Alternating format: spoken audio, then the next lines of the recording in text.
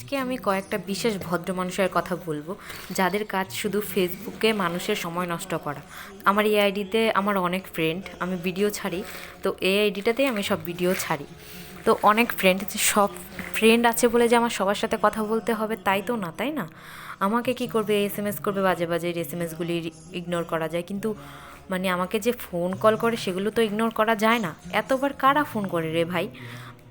10 বার, 30 বার, 20 বার, 25 বার, কোনো ব্যাপার না, 40, 50 এরকম ফোন করবে। আর ফোন করবে করবে রাতের 1টা, 2টো, 3টে, কোনো ব্যাপার না।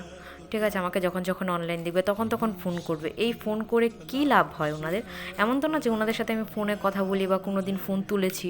যখন আমি দেখছি একবার ফোন করেছি, 2বার ফোন করেছি, আমি তুলছি না, তাও কেন ফোন করে যায় ওনারা, আমি তো সেটাই বুঝি না। তাই বলে যে সবাই ফেসবুকে যে সবাই খারাপ, আমি তাই বলছি না। কয়েকজন মানুষ আছে যাদের মানে মানে কী বলবো, এত মানে বাজে পরিস্থিতি তাদের। ঠিক আছে, মানে ওনারা মানুষেরকে সময় নষ্ট, মানে এরকম করে ওনারা কী পায় আমি সেটাই বুঝি না।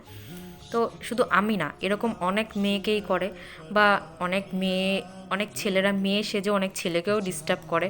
তো আমি শুনেছি। আর সেদিন একটা ভিডিওতে দেখলাম যে একটা দিদিকে এরকম করছে। ঠিক আছে, দিদিটা অনেকবার ওই লোকটাকে হুমকি দিয়েছে, ধমকি দিয়েছে, কিন্তু লোকটা শোনেনি, তাও ফোন করেছে। তারপর দিদিরা একটা ভিডিও করেছে। সেই ভিডিওতে যখন ওই লোকটাকে ফোন করেছে, লোকটা ফোন তুলছিল না, তাও যখন তুলেছে তখন বলছে না আমি করিনি, অন্য কেউ করেছে আমার আইডি দিয়ে, এইসব মিথ্যা কথা বলছে। তারপরে লাস্টে বললো সরি, আমার ভুল হয়ে গেছে। এগুলো করার পরে যদি সরি বলে তো ক্ষমা করতে তো ইচ্ছা করে না, তাই না? মানে মানুষের, মানে এগুলো কি মানুষের পর্যায়ে পড়ে? কী লাভ পান আপনারা এগুলো করে? আমি তো সেটাই বুঝি না।